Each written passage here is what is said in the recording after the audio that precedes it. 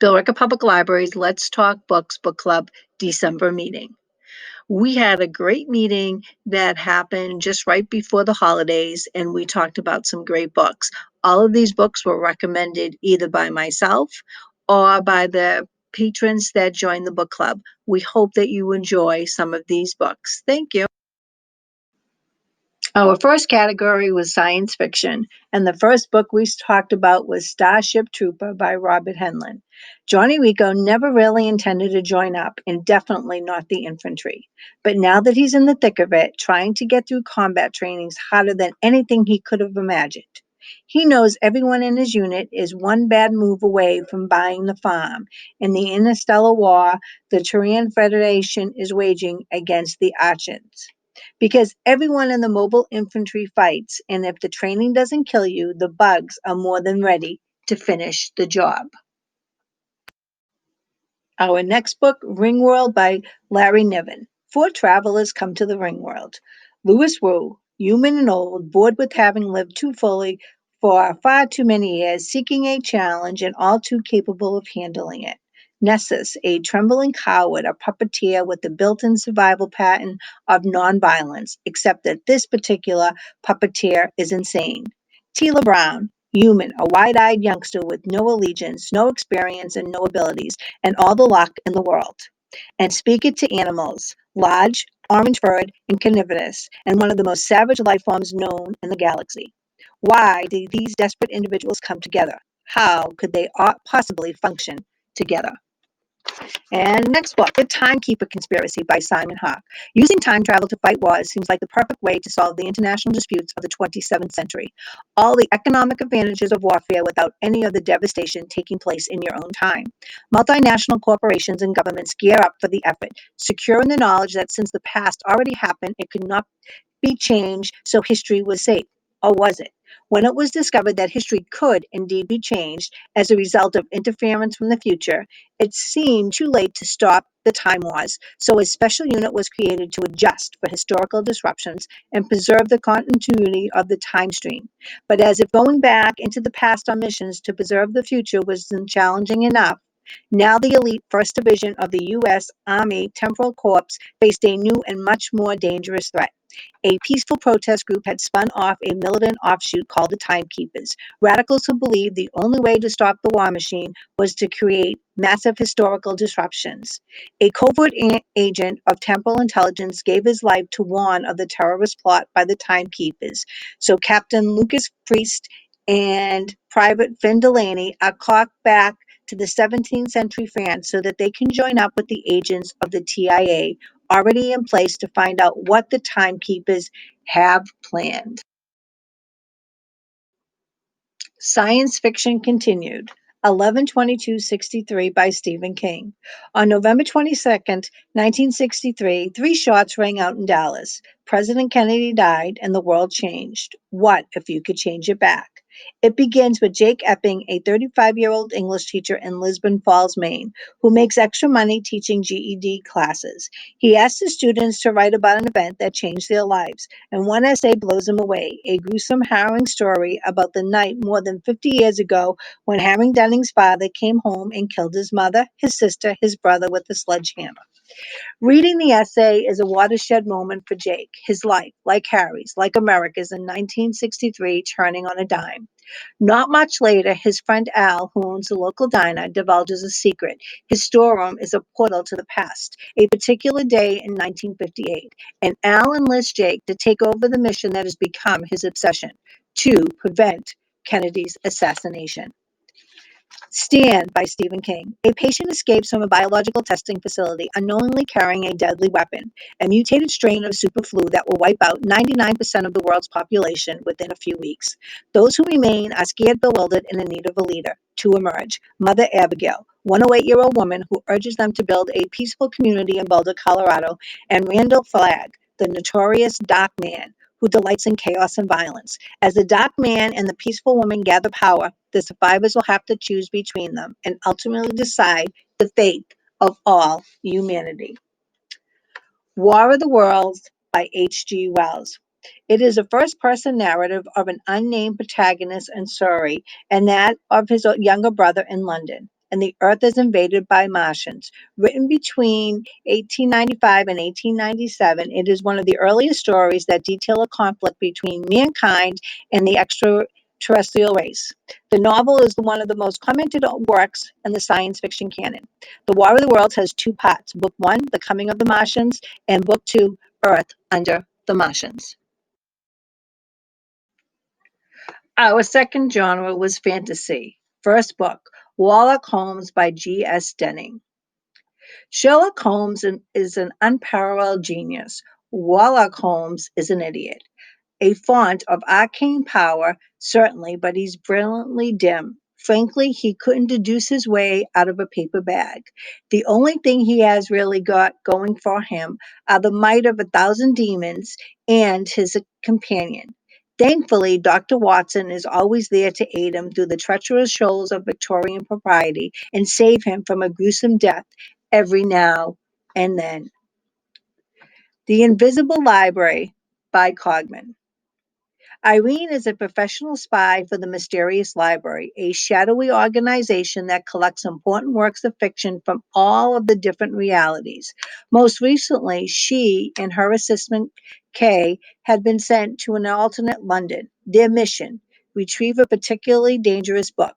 The problem: by the time they arrive, it's already been stolen. London's underground fractions are prepared to fight to the death to find the tomb before Irene and Kay do. A problem compounded by the fact that this world is chaos infested, the laws of nature bent to allow supernatural creatures and unpredictable magic to run rampant. To make matters worse, Kay is hiding something, secrets that could be just as volatile as the chaos-filled world itself. Now Irene is caught in a puzzling web of deadly danger, conflicting clues, and sinister secret societies. And a failure is not an option because it isn't just Irene's reputation at stake, it's the nature of reality itself. The last book in fantasy, Night Circus by Erin Morgenstern. The circus arrives without warning, no announcement preceded. It's simply there, when yesterday it was not. Within the black and white striped canvas tents is a utterly unique experience full of breathtaking amazements. It is called the Cirque du Res, and it's only open at night.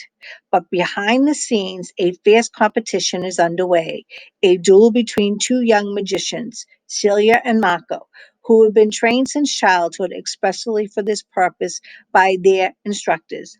Unbeknownst to both of them, this is a game in which only one can be left standing. Despite the high stakes, Celia and Marco soon tumble headfirst into love, setting off a domino effect of dangerous consequences and leaving the lives of everyone from the performers to the patrons hanging in the balance. Our third genre, historical romance. The Ideal Bride by Stephanie Lawrence. Michael Weatherby is a rising member of Parliament, a man destined for power. Aristocratic, elegant, effortlessly charming, he is just as arrogant enough to capture the interest of ladies of the ton. With his connections to the wealthy and influential Sinister family, his sister is married to Devil Sinister, the Duke of St. Ives. His future appears assured, except that Michael lacks the single most important element of success: a wife. Political pressure sends him searching for his ideal bride, a gently bred young lady, preferably one with a political background. Michael discovers such a paragon, but finds a formidable obstacle in his path: the young lady's beautiful, strong minded aunt, Caroline Sutcliffe. One of London's foremost diplomatic hostesses, Carol has style and status, but having lived through an unhappy political marriage, wants nothing of the sort for her niece, who has already lost her heart to another. So Carol and the younger woman hatch a plot. Carol will demonstrate why an inexperienced young lady is not the bride for Michael. She succeeds in convincing him that he really needs a lady of experience by his side, and the perfect candidate is right under his nose, Carol herself. Then it is Michael's turn to be persuasive, a task that requires every ounce of his seductive charm as he tempts and tantalizes Carol, seeking to convince her that becoming his bride will bring her all her heart desires and more. Ransom by Julie Garwood. In the dark days after the death of Richard Lionheart, Liv's lands would fall into upheaval at the hands of a power-hungry British ruler and his violent minions. One victim of the Scrooge is innocent Gillian, who is mere child when a cruel and an ambitious baron slaughters her father and tears her family apart.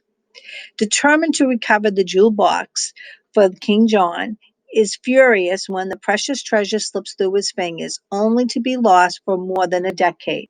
Now beautiful young woman, Gillian finds the key to resolving her past in the handsome Scottish chieftains, Ramsay Sinclair and Broderick Buchanan. With the cunning and courage of a daring Scotsman, and with the friendship of the new allied Bridget Kirkconnell, Gillian at last fights the unscrupulous baron, laying claim to her home, her family, and her father's reputation. But in the presence of mighty warriors, Gillian and Bridget discover that desire can be a weapon of conquest. Betrayal can slay trust in a heartbeat, and the greatest risk of all is to surrender to unexpected love. Secrets of the Summer Night by Lisa Kelpers. The Wallflowers. Four young ladies at the side of the ballroom make a pact to help each other find husbands no matter what it takes. Proud and beautiful Annabelle Peyton could have her pick of suitors if only she had a dowry. Her family is on the brink of disaster, and the only way Annabelle can save them is to marry a wealthy man. Unfortunately, her most persistent admirer is the brash Simon Hunt, a handsome and ambitious entrepreneur who wants her as his mistress. Annabelle is determined to resist Simon's wicked propositions, but she can't deny her attraction to the boldly seductive Rube, any more than he can resist the challenge she presents. As they try to outmaneuver each other, they find themselves surrendering to a love more powerful than they could have ever imagined. But fate may have other plans, and it will take all of Annabelle's courage to face a peril that could destroy everything she holds dear. Our fourth genre, mystery suspense. Joyland by Stephen King. Set in a small town North Carolina amusement park in 1973, Joyland tells the story of the summer in which college student Devin Jones comes to work as a Connie and confronts the legacy of a vicious murder, the fate of a dying child, and the ways both will change his life forever. Twisted 26 by Janet Ivanovich. Grandma Muzza has decided to get married again, this time to a local gangster named Jimmy Risoli. If Stephanie has her doubts about this marriage, she doesn't have to worry for long, because the groom drops dead of a heart attack 45 minutes after saying, I do. A sad day for Grandma turns into something far more dangerous when Jimmy's former business partners are convinced that his new widow is keeping the keys to a financial windfall all to herself. But the one thing these wise guys didn't count on was the widow's bounty hunter granddaughter, who will do anything to save her. The Sweetness at the Bottom of the Pie by Alan Bradley. It is the summer of 1950, and at once grand mansion of Buckshaw, young Flavia Deleuze, an inspiring chemist with a passion for poison, is intrigued by the series of inexplicable events. A dead bird is found on the doorstep, a postage stamp bizarrely pinned to its beak. Then hours later, Flavia finds a man lying in a cucumber patch and watches him as he takes his dying breath. For Flavia, who's both appalled and delighted, life begins in earnest when murder comes to Buckshaw. I wish I could say I was afraid, but I wasn't. Quite the contrary. This was by far the most interesting thing that had ever happened to me in my entire life. Mystery suspense continued. Thin Ice by Paige Shelton. Beth Rivers, known to the world by her pen name Elizabeth Fairchild, has just escaped after being kidnapped by a crazed superfan. Having thrown herself from a speeding van, Beth suffered a severe head injury and memory loss. Now scarred and still hailing, she disappears to a remote town of Benedict, Alaska, the only place Beth can be sure that no one will find her. But when she arrives, she learns that the woman named Linda Rafferty has been found dead in what looks like suicide. Yet no one in the close knit community quite believes that Linda killed herself, including the sheriff. While Beth waits for her own attacker to be apprehended in the lower 48, she takes it upon herself to investigate Linda's death and write about it in the Benedict Town newspaper. As rumors of murder spread, suspicion falls upon the felons staying at the local halfway house and on Beth herself. As she fights to clear her name and bring Linda's killer to justice, Beth is left with more questions than answers and finds that the investigation is stirring up memories that are better left forgotten. First to Die by James Patterson. Each one holds a piece of the puzzle. Lindsay Boxer, a homicide inspector in the San Francisco Police Department. Claire Washburn is a medical examiner. Jill Bernhardt is an assistant DA, and Cindy Thomas just started working the crime desk of the San Francisco Chronicle. But the usual procedures aren't bringing them any closer to stopping the killings. So these women form a women's murder club to collaborate outside the box and pursue the case by sidestepping their bosses and giving each other a hand. The four women develop intense bonds as they pursue a killer whose crimes have stunned the entire city. Working together, they track down the most terrifying and unexpected killer they had ever encountered before a shocking conclusion in which everything that they knew turns out to be wrong. Mind Games by Nancy Mell. Kaylee Quinn's talents as an FBI behavior analyst are impossible to ignore, no matter how unorthodox her methods. But when a reporter outs her as the daughter of an infamous serial killer, she's demoted to field agent and transferred to St. Louis. When the same reporter who ruined her career claims to have received an anonymous poem predicting a string of murders, ending with Kaylee's, the reporter's ultimate motives bring his claim into question. But when a body is found that fits the poem's predictions, the threat is undeniable, and the FBI sends Special Agent Noah Hunter to St. Louis. Initially resentful of the assignment, Noah is surprised at how quickly his respect for Kaylee grows, despite her oddities. But with the brazen serial killer who breaks all the normal patterns on the loose, Noah and Kaylee are tested to their limits to catch the murderer before anyone else, including Kaylee herself, is killed.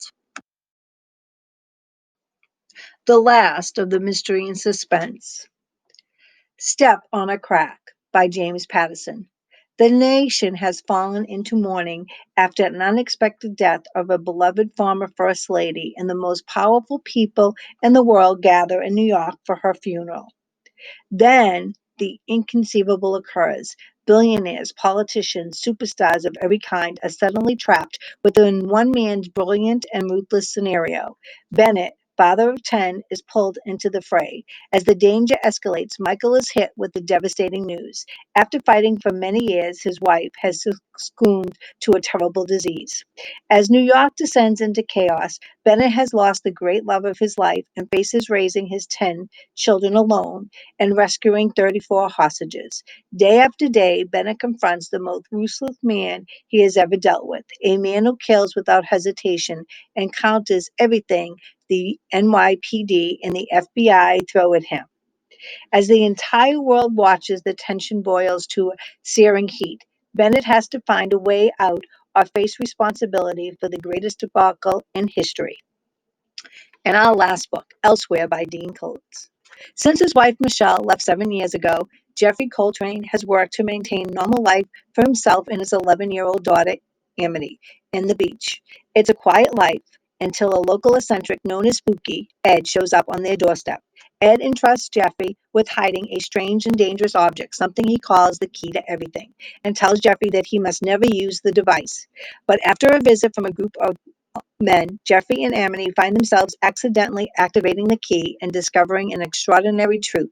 The device allows them to jump between parallel planes, at once familiar and bizarre, wondrous and terrifying.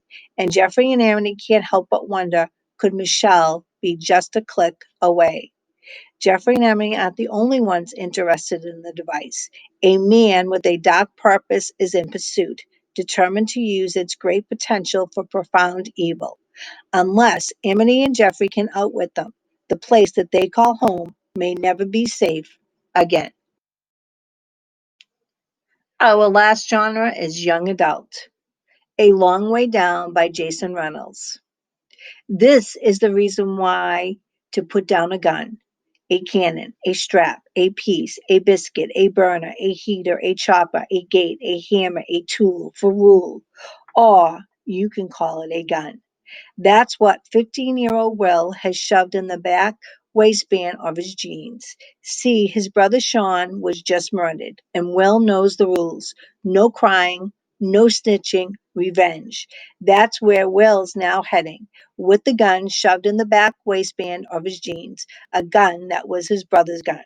He gets on the elevator, seventh floor, Stoke. He knows who he's after, or does he? As the elevator stops on the sixth floor, on comes Buck. Buck, Will finds out, is who gave Sean the gun before Will took the gun. Buck tells Will to check that the gun is even loaded, and that's when Will sees that one bullet is missing. And the only one who could have fired Sean's gun was Sean, huh? Will doesn't know that Sean had ever actually used his gun. Bigger, huh?